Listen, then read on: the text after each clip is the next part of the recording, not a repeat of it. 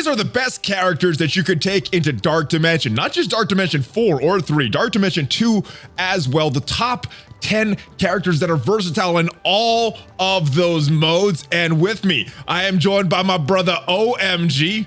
And if you're ready to find out who these characters are, OhEmGee, tell them what to do, brother. Let's go, chum it! ValleyFlyin.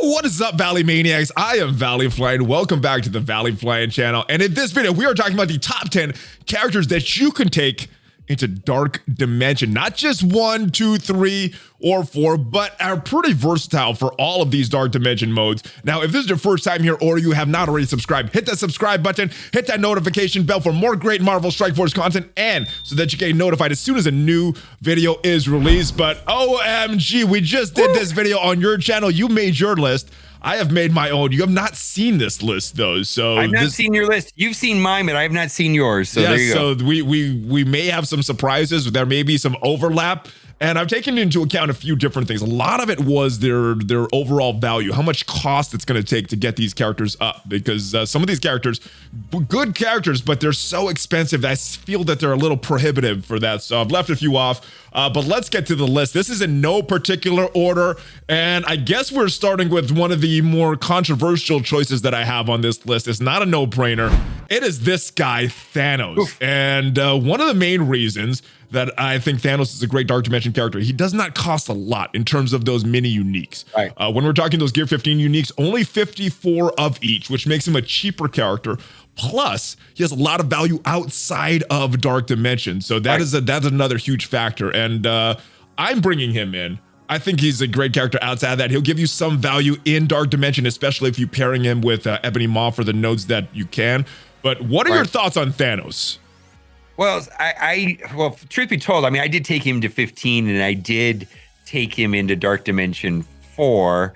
However, he didn't make my list because I wasn't sure if I would recommend him for 3 or 2, but his value outside of the game and also his value with the number of pieces is quite exceptional. So I did personally upgrade this guy and did take him into Dark Dimension 4, but it just didn't seem like a character I would necessarily take into Dark Dimension 2 or 3, mostly because the value of THANOS is his battery mechanic with Cosmic, which doesn't seem to trigger that much in the Dark Dimension because characters are not dying all the time. Yeah. But he's still a tank, and if you have some way of healing him, a supplemental way of healing him, he's quite exceptional.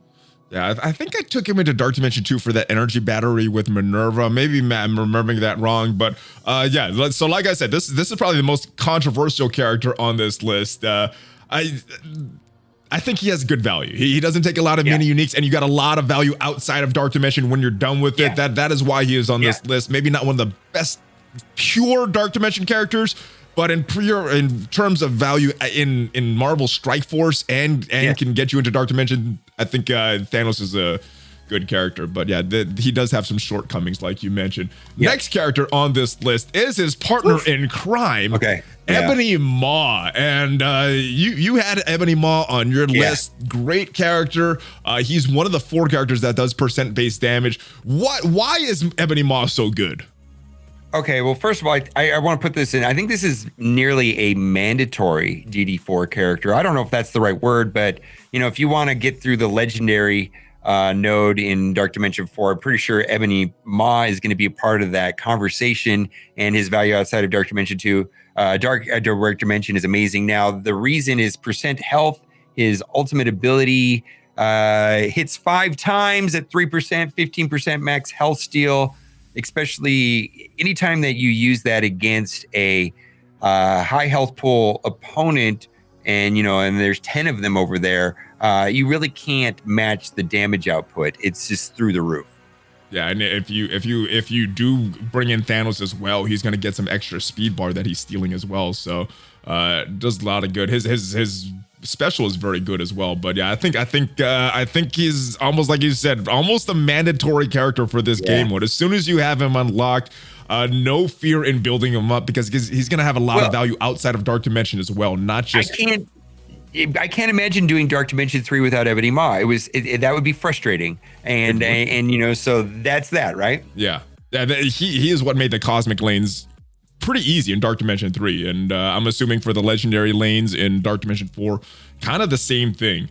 Yeah, Ebony Maw is great. I don't know what else there is to say about him, so let's move on. Boom! Yeah. Symbiote Spider-Man. We're getting some required characters after that Thanos pick, but yeah, great character. We talked about some symbiotes on your video as well.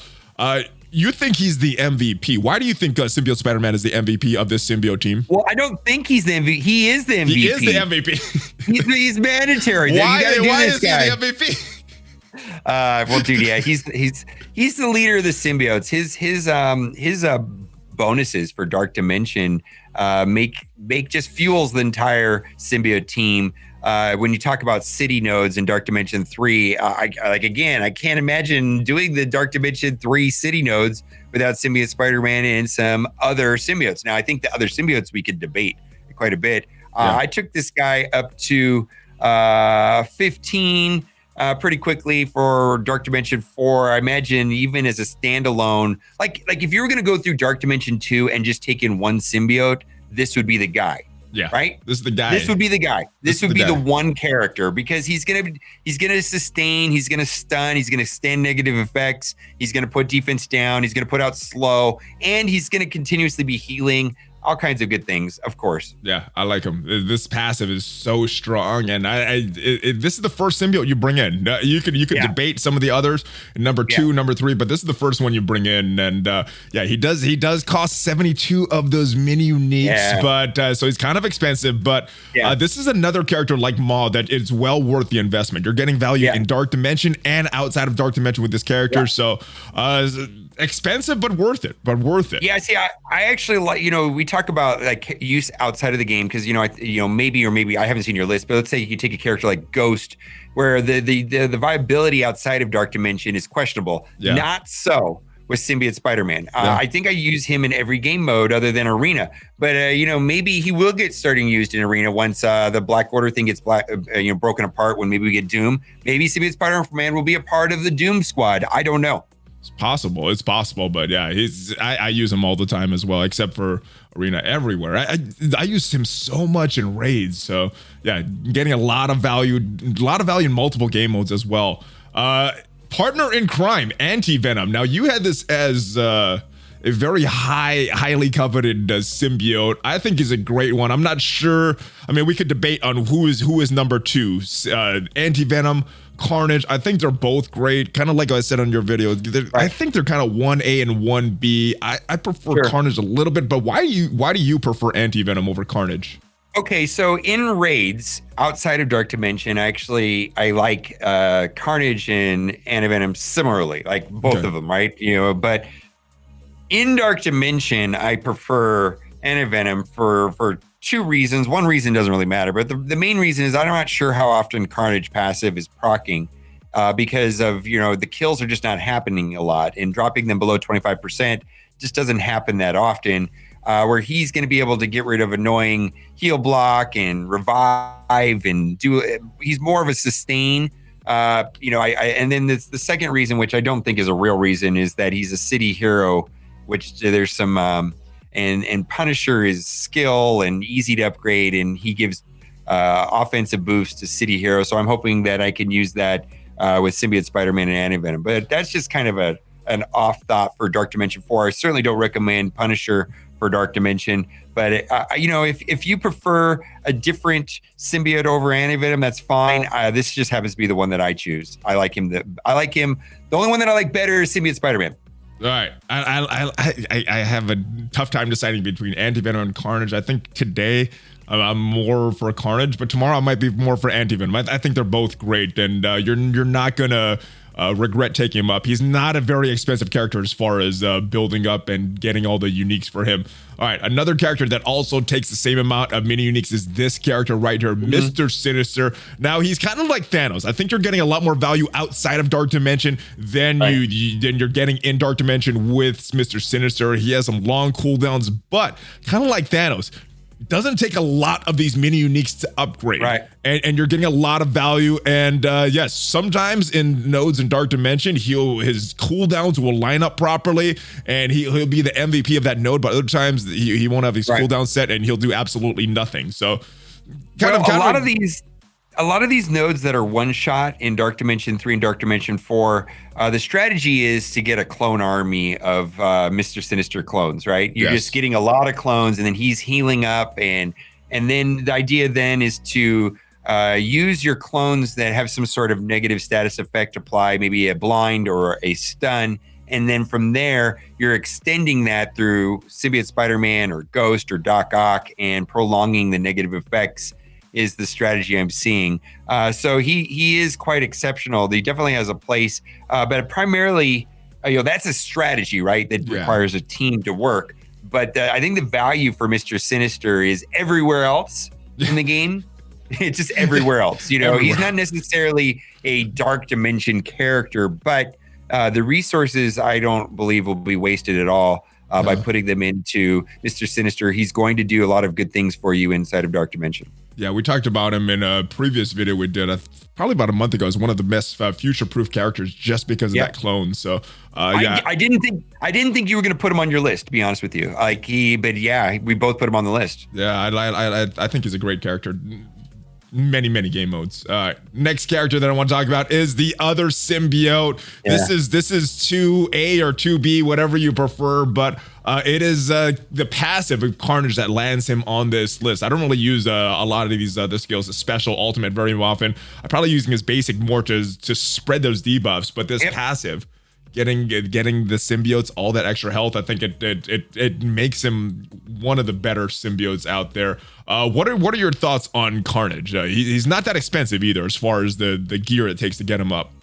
Well, in raids, clearly my three favorite are the three that we've talked about. But in Dark Dimension, I'm actually not taking him up to 15. Okay. I'm gonna be doing Scream because of the cost. So one of the problems with Dark Dimension 4 and the city nodes is the redundancy of bio pieces needed because all the symbiotes are bio and all the symbiotes require alien spores. Yeah. So it's a big chunk, right? Yeah. And so you have to kind of make a decision on who to take it, and it becomes who's going to be a little bit more cost efficient. Now, I would prefer to take up Carnage over Scream, but the resources for Scream just make it a little bit easier, and then that's what I'm going to do. But yeah, there's nothing wrong with Carnage at all. Yeah, you're looking at 54 of those mini uniques versus 36. Yeah. So Scream offers a little bit more value in terms of your gears. It's not that it's 54 versus 36. It's just that that the entirety of Dark Dimension is weighted towards bio. There's just so much bio, right? And a lot of good characters are bio. And so you have to make a decision what you want to do with bio. Oh, so it's more of the other gear, or more of those catalysts and things. Okay. I mean, a lot of people are like, oh, Captain America, oh, Stature, oh, Invisible. There's just a lot of really good bio characters. And it happens to be that all the symbiotes are bio characters, right? So, you gotta kind of pick your place on that. If I had unlimited resources, I think Carnage would be my pick. All right. Well, I may wait on this one, but I do like his passive. I may bring him up to tier 15 anyway. Even if I'm done with it, just because I'm using him so often. So I think he's I don't know. I may change my mind about Anti-Venom and Carnage, but I think those are the two most valuable ones when you're not taking the cost of the gear into account. All right, Phoenix. I think everybody knew you'd see Phoenix at one time or another. Mutant doesn't take a lot of mini uniques and is very valuable in Dark Dimension 3 especially. Maybe not so much Dark Dimension 2, but in the unlimited nodes and those legendary nodes in Phoenix, I think she's gonna be great in Dark Dimension 4. What are your thoughts on Phoenix?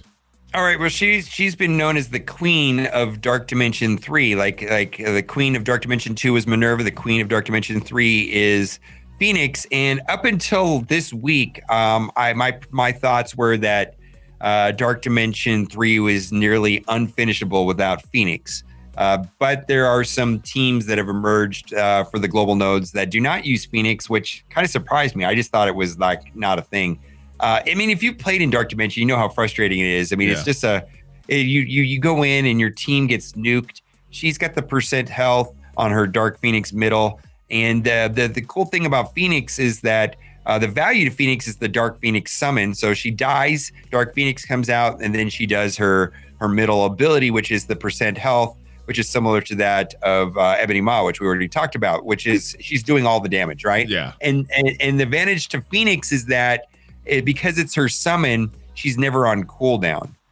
So you could do it every day or every time that you bring her into the node for the first time. Dark Phoenix is not going to be on any kind of cooldowns. Yeah, that's a very, very good point that you brought up there. But yeah, percent-based damage, no cooldowns, doesn't take a lot of mutant gear. I think Phoenix is a no-brainer as soon as you have her unlocked. Yeah. Another mutant that I think is a no-brainer is this gal right here, Emma Frost. Now, this is a little more expensive in terms of your mini uniques for Emma, but just because she has a lot of value, kind of like some of these other characters outside of Dark Dimension, you're going to use her all over the place. She's one of the best characters in the game when you look at her special, her ultimate, and her passive right there. But yeah, what are your thoughts on Emma Frost? Is this a character that you're building up for your Dark Dimension 4 run right now, or is she's already up there? So the downside to Emma is literally just her cost in the 15s, right? Yeah. But other than that, there is no downside. Her passive is slowing down the opponents. This is big. Yeah, her ultimate is going to scale indefinitely because it's mind control. She tricks two other, and then Dark Dimension. Oftentimes the AI is going to have very high damage, and so they're killing themselves with her ultimate. Yeah. Her special, and her cooldowns are so low, like only 4 on her ultimate, 3 on her special. Her special puts out slow, which is always useful. Plus, she's clearing negative effects. Her basic strips away positive effects. There's nothing wrong with Emma's kit. She's almost a perfect character in a lot of ways. I can't like let's say there's like 5 or 6 things that Emma does perfectly, right? Yeah. How many things do you think Emma does perfectly? 5 or 6 things. They could remove one of them, she would still be an amazing character. They could remove 2 of them, and she would still be an amazing character. Literally, she's doing so many things right that you could take away some of her things, and plus she's got passive heals. She's got an armor mechanic. Oh my God, she's got she's great. And I know for a lot of people, where the big problem for a long time was the Iron Fist, double Iron Fist. Like for some reason you didn't know about the double Iron Fist problem in Node 7 of Dark Dimension 3. Yeah. Well, she could nuke Iron Fist. Every 4 turns, she's nuking somebody. It's amazing. Awesome. I like it. Yeah, great character.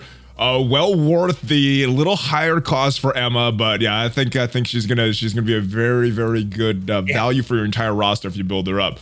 All right, next character, MINN-ERVA. She's the MVP of Dark Dimension 2. Very good in Dark Dimension 3. Little expensive for Dark Dimension 4, though, but kind of like Emma, I think this is a character that is well worth the cost just because of all the value that you're getting outside of Dark Dimension with MINN-ERVA. I'm using her every day. Or how often are you using MINN-ERVA? Oh, every day for some way or another. I'm not using her raids right now because I am using, but she just gets used everywhere, man. She's she's a character that has the max health steal. And so, like Dark Dimension 2, she was doing all the damage, right? Every time that goes off, it's, they have the higher the HP of the opponent, the more damage she's doing. So she's doing a large percentage of the damage. The only frustration I had with MINN-ERVA in Dark Dimension 2 is that you can't really put her on autoplay because that max health steal won't go off unless there's somebody in your team that is below a certain threshold. So the AI won't do it on autoplay. That's like my only complaint about MINN-ERVA is that her ultimate, you have to do it manually or else it won't go off on its own. But yeah, she's great. She's great. And then her passive heals. Plus, if you have a way of bringing minions into your battle, and as the minions die, their battery, they give her speed bar when they die. I don't know. There's she doesn't need red stars. Well, she doesn't need a lot of red stars. She doesn't need T4s. Yeah. So I'm going to be using her in Dark Dimension 4 as well. Yeah, I think I might eventually bite the bullet. Kind of have that high. What's that? She's expensive though. She is, but I think I'm going to do it. I think I'm going to bring her into Dark Dimension 4 despite the cost. Maybe that might change after I open all my orbs and see exactly how much I have in my inventory, but she's a character that I'm planning to bring into Dark Dimension 4. Last character that I want to talk about, and this one I've heard is not as required for Dark Dimension 4. It is Ghost, and I think she's a very good character. She's one of those 4% base characters that we talked about. Great with her ultimate doing that damage, and she's specifically designed for Dark Dimension, but little cost prohibitive. She's kind of expensive as far as terms of gear, and then I'm not sure how much you're going to use her when you're done with Dark Dimension. That would be the only thing against her. But as far as her pure kit for Dark Dimension, she is a great Dark Dimension character. And if you have the resources, you've done all these other characters, I think she's going to be a great addition to anybody's roster for Dark Dimension. Right. What are your thoughts on Ghost?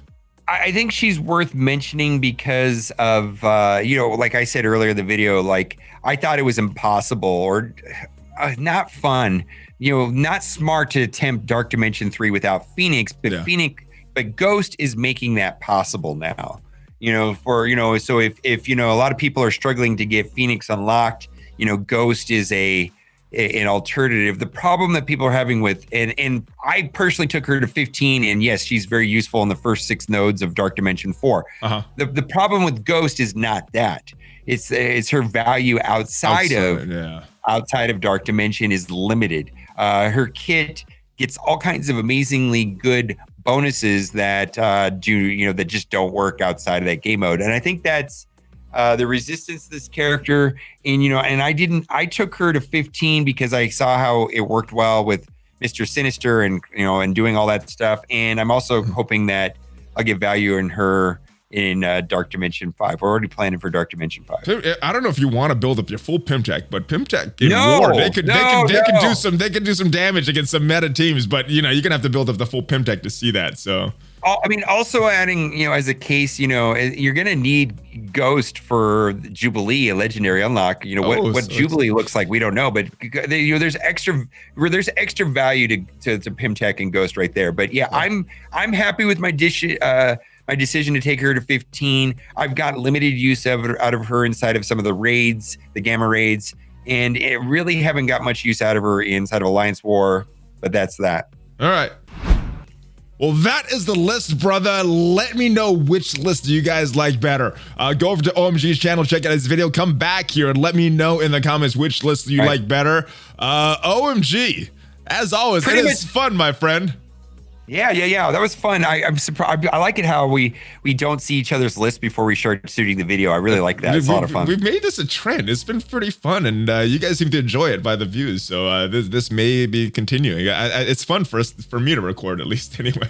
Yeah, it's easy to like where even though we may have slight variations on the list, we can kind of see each other's point of view. It's like, I would have I forgot about that one, or you might have changed my mind about ANTI-VENOM and Carnage, but well, you've changed my mind about a lot of characters, so. All right, brother. Well, it is always a pleasure, my friend. Links for your channel, your Twitch, anything else you want to send me, they're going to be down below in the description. So make sure you check out OhEmGee. And I will see you guys next time. Check out some of my other videos and check me out on social media. Give me a hug fist bump before you go. OhEmGee, there it is. Oh, yeah, baby. Oh, a bunch of them. OhEmGee, ValleyFlyin. Out.